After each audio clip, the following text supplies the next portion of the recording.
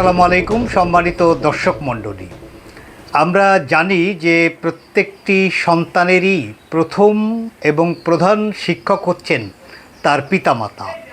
বিশেষ করে মায়ের শিক্ষা এটি সন্তানের জীবনে বিস্তর প্রভাব বিস্তার করে। এমনটি যদি আমরা বলি তাহলে নিশ্চয়ই সেটি বাহুল্য বলা হবে না। এই প্রসঙ্গটি এই কারণে আলোচনায় তুললাম, সম্প্রতি কয়েকজন ছাত্রনেতা তাদের আচরণ, তাদের কথাবার্তা, তাদের অ্যাগ্রেসিভ মুভমেন্ট, আক্রমণাত্মক মনোভাব, অশ্লীলতা এবং অন্যকে বিপর্যস্ত করতে হেন কোনো নেতিবাচক অস্ত্র নেই যে তারা ব্যবহার করেন না। এরকম কয়েকজন ছাত্রনেতার তৎপরতা আমরা দেখছি এবং এটি নিয়ে খুব বেশি আলোচিত হচ্ছে, সমালোচনা হচ্ছে। তাদের পক্ষেও আবার এক ধরনের ভূমিকা রাখার মতো একটা গোষ্ঠীকেও আমরা দেখছি। তবে ইতিহাসে এই প্রথমবারের মতো যারা বিরোধী দলের রাজনীতি করেন সেই ছাত্র সংগঠন, আমি নাম না বললেও আপনারা বুঝবেন যে কোন সংগঠনের কথা বলছি, তাদের নেতাদের আচরণ, তাদের কোনো নেতাকর্মীদের কথাবার্তা, অশ্লীলতা এমন মাত্রা ছাড়িয়েছে, আমি যেটি বলছিলাম এই প্রথমবারের মতো বিরোধী দলের ছাত্র সংগঠন সম্পর্কেই মানুষের এক ধরনের প্রচণ্ড বিরক্ত বা নেতিবাচক মনোভাব তৈরি হচ্ছে। এরা লাগাম ছাড়া, মানে সরকারি দলও এইভাবে উৎপাত করছে না, যেটি বিরোধী দলের ছাত্র সংগঠনের নেতাকর্মীরা, বিশেষ করে ডাকসুসহ কয়েকটি শিক্ষা প্রতিষ্ঠানে ছাত্র সংসদ নির্বাচনে ইসলামী ছাত্র শিবিরের বিজয়ের পরে এরা অনেক ক্ষেত্রেই ধরাকে সরা জ্ঞান করার মতো একটা আচরণ করছে। বিশেষ করে দুইজন ছেলে সম্প্রতি খুব আলোচিত হচ্ছেন। একজন ডাকসুতে নির্বাচিত নেতা, তার নাম মোসাদ্দেক, আমরা দেখেছি। আরেকজন হচ্ছে আপনার রাকসুর জিএস সালাউদ্দিন আম্মার দীর্ঘদিন থেকে আলোচিত, সমালোচিত, এবং সে একটার পর একটা লাগাম ছাড়া আচরণ করেই যাচ্ছে, তাকে যেন থামানোর কেউ নেই। অবশ্য এটাও বললে সত্য বলা হবে যে এই থামানোর বিষয়টিতে তার অভিভাবক রাজনৈতিক দল মোটেও যত্নবান না, বরঞ্চ তাদের এই সমস্ত উৎপাতমূলক কর্মকাণ্ড তারা উপভোগ করেন অথবা তারা প্রশ্রয় দিয়ে যাচ্ছেন যাতে তারা এই অ্যানার্কি আরও বেশি তৈরি করেন। এমনটা যদি আমরা বলি, নিশ্চয়ই ঘটনা পরস্পরাই সেটি যুক্তিসঙ্গত হবে। আমরা সম্প্রতি মোসাদ্দেককে একটি ভিডিও বক্তব্য দিতে দেখেছি, যেখানে সে তার আম্মাকে নিয়ে, তার আম্মা তাকে কী বলেছে সে সম্পর্কে বলছে। আপনারা একটু সেই ভিডিও বক্তব্যটি শুনুন। আমার আম্মা গতকাল আমাকে কিছু গুরুত্বপূর্ণ কিছু কথা বলেছেন। এর আগে কখনোই তিনি এই ধরনের কোনো কথা বলেননি। তিনি আমাকে বলেছেন যে তুমি যাই করো না কেন চেষ্টা করো ভালো, তবে অনেক আবেগ আপ্লুত হয়ে বলেছেন যে তুমি যা কথা বলবা, কথা বলার ক্ষেত্রে যাতে আর একটু শালীনতা থাকে, যত যাই হোক প্রত্যেককে তার পর্যাপ্ত সম্মান দিয়ে তারপর যেন কথাগুলো বলা হয়, এবং সে যেই হোক তাকে যাতে প্রপার রেসপেক্ট দিয়ে, বয়সে বড় হলে তাকে শ্রদ্ধা করে, বয়সে ছোটো হলে তাকে স্নেহ করে, খুবই মার্জিত ভাষায় যাতে আমি আমার কথাগুলো বলি, প্রতিবাদগুলো জানাই। তিনি আমাকে এটি অনুরোধ করেছেন। আমার মা মমতার জায়গা থেকে তিনি আমাকে এই উপদেশ দিয়েছেন যে আমার ভাষা যাতে আরও একটু মার্জিত হয় এবং আরও সংযত হয়, আরও সুন্দর হয় এবং আরও যৌক্তিক হয়, আরও গোছালো হয়, এবং আমি যাতে আরও বেশি বেশি করে সাহিত্য পড়ি, আমার কথার মাধুর্য যাতে আরও অনেক বেশি বৃদ্ধি পায়, কথার মধ্যে যাতে আরও বেশি তথ্য, ইনফরমেশন, সৌন্দর্য এগুলো বাড়ে, এগুলোর ব্যাপারে আমার মা আমাকে পরামর্শ দিয়েছেন। আমি আমার মায়ের পরামর্শগুলো পালন করার চেষ্টা করব। দর্শক মণ্ডলী শুনলেন, আমরা মোসাদ্দেকের আম্মাকে নিশ্চয়ই সাধুবাদ জানাতে চাই। এবং ওই যে বলছিলাম মায়ের শিক্ষাটি সন্তানের জীবনে সবচেয়ে বেশি প্রভাব বিস্তার করে। নিঃসন্দেহে মোসাদ্দেকের মা একজন সুমাতা হিসাবে তিনি তার ভূমিকা রেখেছেন। মোসাদ্দেক যেভাবে বলল, অন্তত আমরা সেভাবে ভাবতে পারি। তবে নিশ্চয়ই মোসাদ্দেকের মা এত সুন্দর শব্দ চয়ন করে এরকম ভাষায় বলেছেন কিনা আমরা সেটি নিশ্চিত নই। তবে মোসাদ্দেক যেভাবে শব্দ চয়ন করলো, যে ভাষা প্রয়োগ করলো তার মায়ের সম্পর্কে, সত্যিই আমার আফসোস হয় যে এই ছেলেটির ভাষা জ্ঞান তো অত্যন্ত চমৎকার, অন্তত এই ভিডিওতে যেভাবে সে কথা বলল, তাহলে এই ছেলেটি নষ্ট ভাষা কেন ব্যবহার করে, এই ছেলেটি নষ্ট আচরণ কেন করে? তার মানে সে মায়ের দ্বারা সুশিক্ষা পাওয়ার সুযোগ থাকলেও তার অন্য যারা অভিভাবক, বিশেষ করে রাজনৈতিক অভিভাবক, তাদের কাছ থেকে সে কোনো সুশিক্ষা পাচ্ছে এমনটি মনে করছি না, বরঞ্চ তার এই কদর্য ব্যবহারে সে সম্ভবত এক ধরনের উস্কানি বা প্রশ্রয় পায় বলেই তার ভাষা এবং তার ব্যবহার এতটা কদর্য হয়। নাহলে তার মা যেভাবে বলছেন নিশ্চয়ই সেটি আমাদের কাছে অ্যাপ্রিসিয়েটেবল। এরপরে আসুন সালাউদ্দিন আম্মার। আমরা জিয়ার আম্মার প্রশংসা করলাম, এবার সালাউদ্দিন আম্মারের আম্মা রাকসুজিয়ে সালাউদ্দিন আম্মার, তার মাতা রোকেয়া খানম, তিনি ফেসবুকে তার সন্তানের কিছু বিষয়ে একটি আবেগঘন পোস্ট দিয়েছেন যেটি ভাইরাল হয়েছে। তার এই স্ট্যাটাসের প্রেক্ষাপটটি আমি আগে একটু বলি। জাতীয়তাবাদী ছাত্রদলের সভাপতি রাকিব, তিনি রাকসুজিয়েস আম্মারকে সতর্ক করে তার ফেসবুকে একটি পোস্ট দিয়েছেন। ছাত্রদল সভাপতি যেভাবে লিখেছেন, সালাউদ্দিন আম্মারকে স্মরণ করিয়ে দিচ্ছি, ছাত্রদল শুধু রাজশাহী বিশ্ববিদ্যালয়, রাজশাহী জেলা মহানগর ইউনিটে সমৃদ্ধ নয়, আম্মারের জন্মস্থান যেখানে তার শ্রদ্ধেয় পিতামাতাসহ পরিবারের সদস্যরা বসবাস করেন, সেখানে যেমন ছাত্রদল রয়েছে, ঠিক তেমনি বাংলাদেশের প্রতিটি বিশ্ববিদ্যালয়, কলেজ, জেলা, মহানগর, উপজেলায় ছাত্রদলের লাখো লাখো নেতাকর্মী রয়েছে। 5 আগস্টের পরে এই সালাউদ্দিন আম্মারদের আবির্ভাব, কিন্তু ছাত্রদলের নেতাকর্মীরা দীর্ঘ 15.5 বছর হাসিনার বিরুদ্ধে লড়াই সংগ্রামে উত্তীর্ণ। তারা মজলুম, তারা নির্যাতিত, তারা নিপীড়িত, অথচ সেই মজলুমদের নিয়েই 5ই আগস্টের পরবর্তী সময়ে আবির্ভাব। সালাউদ্দিন আম্মার আজ এ ধরনের অশ্রাব্য ভাষায় প্রতিনিয়ত গালি দিয়ে যাচ্ছে, চরিত্র হরণ করে যাচ্ছে।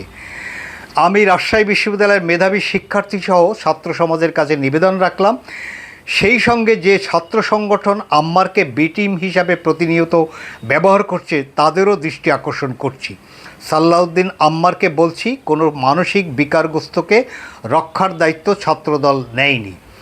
মূলত সালাউদ্দিন আম্মার বিভিন্ন সময় জিয়া পরিবার, ছাত্রদল, বিএনপিকে নিয়ে অনেক অশ্লীল, অন্যায্য, অভব্য কথাবার্তা এবং আচরণ করার কারণেই রাকিব এই পোস্টটি দিয়েছেন, এমনটি তার পক্ষ থেকে দাবি। এবং সেখানে পরবর্তীতে তিনি আবার সালাউদ্দিন আম্মারকে উদ্দেশ্য করে আহ্বান করেছেন যে আমরা একই সঙ্গে সকলে মজলুম ছিলাম, ফলে আমাদের মধ্যে পরস্পর মতের বিরোধ থাকতে পারে, কিন্তু সেটি যেন মাত্রা না ছড়ায়। এভাবেও আবার পরবর্তীতে পরিশীলিত কতগুলো ভাষা ব্যবহার করে রাকিব এই স্ট্যাটাস দিয়েছেন, যার প্রতিক্রিয়া হিসাবে সালাউদ্দিন আম্মারের মা এটিকে হুমকি মনে করে তিনি কিছু কথা তার ফেসবুক পোস্টে লিখেছেন। আমি তারও অংশবিশেষ পড়ে শোনাই। গত শুক্রবার 24 এপ্রিল তিনি এই পোস্টটি দেন। তিনি লেখেন, আমি গর্বিত বিপ্লবীর মা বলছি, সালাউদ্দিনকে নিয়ে জুলাই পর্যন্ত আমার অনেক বেশি চিন্তা হতো। যেদিন আবু সাঈদ শাহাদাত বরণ করলেন, সেদিনই আমি আমার ছেলেকে দেশের মানুষের জন্য দিয়ে দিয়েছি। তার মতো আম্মারকে কেউ ঘৃণা করলে সেটা দলের জন্য ঘৃণা করে, আর তাকে ভালোবাসলে দেশের জন্য ভালোবাসে। আম্মারের মা তার স্ট্যাটাসে আরও লেখেন, আপনারা অনেকে তার কাজকর্মে বিরক্ত হন, আবার অনেকে পোস্ট ও কমেন্ট করেন 2024-এর আগে কোথায় ছিলি, তার কৈশোর কেড়ে নিয়েছে ফ্যাসিস্ট লীগ। এই ইস্যুগুলো দেখতে দেখতে তার জীবনে কারোর জন্য, এমনকি নিজের জন্য কোনো বিন্দু পরিমাণ আবেগ নেই। তাকে থামতে বলতে বলতে চলতে শিখে গেছি। উল্লেখ করে তিনি বলেন, থামতে আর বলি না, চলতে থাকুক। এখন শুধু নামাজান্তে দোয়া করি, আল্লাহ যখন তাকে নিয়ে যাবেন তখন যেন আমি তাকে হাসি মুখে বিদায় দিতে পারি। তিনি এরপরে ওই রাকিবের পোস্টের কথা উল্লেখ করে তিনি কতগুলো কথা বলেছেন। তিনি তারপরে আরও লিখছেন, অনেক শুভাকাঙ্ক্ষী জিডি করার পরামর্শ দিয়েছেন, জানিয়ে তিনি বলেন, অর্থাৎ রাকিবের এই বিষয়ে তিনি জিডি করার কথা বলছেন, প্রয়োজন হলে করব, তবে নিরাপত্তার জন্য নয়, জাহিলি যুগের মতো ইতিহাসের সাক্ষী থাকার জন্য। তিনি বিএনপির আমলকে যদি জাহিলি যুগ হিসাবে বর্ণনা করেন, এটি নিঃসন্দেহে অন্যায়। আমার পরিবারের কোনো দিন কিছু হলে যেন এই জিডির কপি দেখে বাংলাদেশের বিপ্লবী সন্তানদের মা বাবারা সাহস পান। তিনি আরও বলেন, বললাম না বিএনপি করার কারণে আমার আপন ভাইকে উল্টো করে ঝুলিয়ে পেটানো হয়েছিল, সেই ভাই এখন সালাউদ্দিনের বিরুদ্ধে মিছিলের নেতৃত্ব দেয়। এটা দেখে আমি বুঝে গেছি যেই ক্ষমতায় আসুক সালাউদ্দিন তাদের ক্ষমতাকে প্রশ্ন করবে, আর যত বড় রক্তের মানুষ হোক না কেন তখন তার বিরুদ্ধে কথা বলবে। একজন সন্তানের মা হিসাবে, সাহসী মা হিসাবে আমরা সালাউদ্দিন আম্মারের মা রোকেয়া খানমকে প্রশংসাও করতে পারি, কিন্তু সাথে সাথে স্মরণ করিয়ে দিতে চাই তিনি তার এই ফেসবুক পোস্টের মধ্য দিয়ে তার ছেলের অশ্লীল, অভব্য, অশ্রাব্য আচরণের সমর্থন করছেন কিনা সেটি নিয়েও কিন্তু প্রশ্ন উঠবে। ইতিমধ্যে এই পোস্টের কমেন্টসে অনেক তরুণরা প্রশ্ন করেছে যে আন্টি, আপনি কি আপনার ছেলের ভাষা ব্যবহার এগুলো সম্পর্কে ওয়াকিবহাল? আপনি আপনার সন্তানকে ভব্যতা, ভদ্রতা শিক্ষা দেওয়ার ক্ষেত্রে আপনার কি কোনো অনাগ্রহ আছে? এমন মন্তব্য আমরা দেখেছি। আমরা সালাউদ্দিন আম্মারের মাকে অনেক কিছু দেখাতে পারতাম, কিন্তু সন্তানের এই সমস্ত বিষয়ে মা দেখলে তিনি সহ্য করতে পারবেন না। আবার তিনি যে সালাউদ্দিন আম্মারকে শাসন করবেন তার এই ফেসবুক পোস্ট দেখার পরে আমরা সে ব্যাপারে কনফিডেন্স হতে পারছি না। তবুও সালাউদ্দিন আম্মারের মা অথবা তার আত্মীয় স্বজন যদি কেউ দেখে থাকেন তাদের জন্য দিচ্ছি। সালাউদ্দিন আম্মার সম্প্রতি তারেক রহমান এবং অন্যান্যদেরকে জড়িয়ে যে বক্তব্য করেছেন, আপনি সেটি বা আপনারা সেটি দেখুন। আপনারা কিন্তু পালানোর পথ পাবেন না, আপনারা কিন্তু পালানোর পথ পাবেন না। হাসিনাকে এই পথ তৈরি করতে 17 বছর টাইম লাগছে, আপনাদের তো এখনো 2 মাস হয় নাই। আপনারা পালায় করে যাইবেন। তারেক রহমান না হয় গেল লন্ডনে, সালাউদ্দিন আহমেদ গেল ইন্ডিয়ায়, রিমোট এরিয়ায় যে নেতা কর্মীদের মানে পাওয়ারের তাকানো যাইতেছে না তাদের দিকে, আপনারা আবার কই যাবেন? কোন জায়গায় পালাবেন আপনারা? পাসপোর্ট ভিসা ঠিক আছে তো?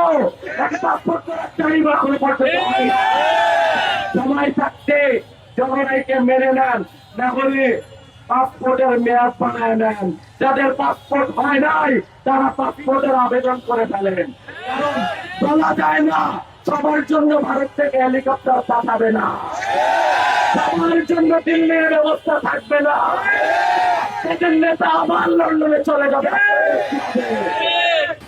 দর্শক মণ্ডলী, আপনারা দেখলেন এই ভাষা, এই ন্যারেটিভস, এটি রাকসু জিএস তিনি এটি করতে পারেন কিনা, এভাবে করতে পারেন কিনা।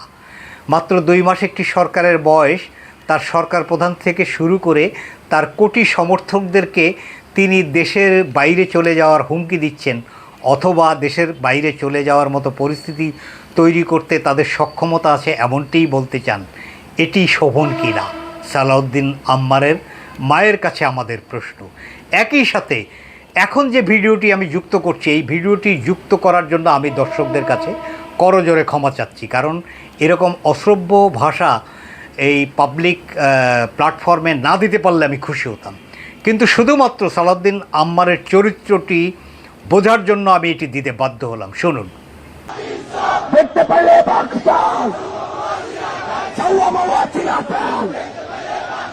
দেখতে পাইলে নারায়ে তাকবীর, নারায়ে তাকবীর। এখানে এই সালাউদ্দিন আম্মার যে স্লোগানটি দেয়, এখানে বেশ উল্লেখযোগ্য সংখ্যক নারী এবং মেয়েদের উপস্থিতি ছিল। এটি কি কালচার? এটি কি বাংলাদেশের কালচার? এটি কি আমাদের পবিত্র ধর্ম ইসলাম অনুমোদন করে? এটি কি আমাদের বাঙালি সমাজ ব্যবস্থা অনুমোদন করে? এমনকি এটি পৃথিবীর কোনো সভ্য সমাজ ব্যবস্থা অনুমোদন করে? এই স্লোগান, এই ভাষা, এটি বিপ্লবীর চরিত্র। বিপ্লবের মধ্যে তো একটা আদর্শের বিষয় থাকে, এটি আদর্শ। আদর্শ না থাকলে যে কোনো প্রতিবাদ, যে কোনো ভূমিকাকে বিপ্লব বলার কোনো সুযোগ নেই। ফলে বিপ্লবীরা আদর্শবান হয়। আদর্শবান সন্তান, তার চারিত্রিক বৈশিষ্ট্য নিশ্চয়ই লাগামহীন হতে পারে না। ফলে এই বিষয়গুলোকেও বিবেচনায় নেওয়া দরকার। আমরা মুসাদ্দিকের আম্মাকে যেমন প্রশংসা করলাম, আমরা দুঃখিত সালাউদ্দিন আম্মারের আম্মাকে প্রশংসা করতে পারলাম না। এই যে হিংসা, প্রতিহিংসা ওয়েলকাম করে, এই যে বিদ্বেষ, এটি সংঘাতের পরিস্থিতি তৈরি করে। সেখান থেকে কেউ যদি কিছু পুঁজি করে বেনিফিট হতে চান, সেটি হয়তো রাজনৈতিকভাবে কেউ কোনো দল বেনিফিটেড হতে পারে এদের মতো ছেলেদেরকে ব্যবহার করে, কিন্তু কোনো পরিবার বিশেষ করে যেই পরিবারের সন্তানের প্রতি কিছু না কিছু আকাঙ্ক্ষা থাকে, সেই পরিবারের কোনো কিছু প্রাপ্তি এই ধরনের কর্মকাণ্ডে যারা প্রশ্রয় পাচ্ছেন তাদের দিয়ে ঘটতে পারে না, এটি আমাদের একান্ত বিশ্বাস। আজকে এ পর্যন্তই, ধন্যবাদ।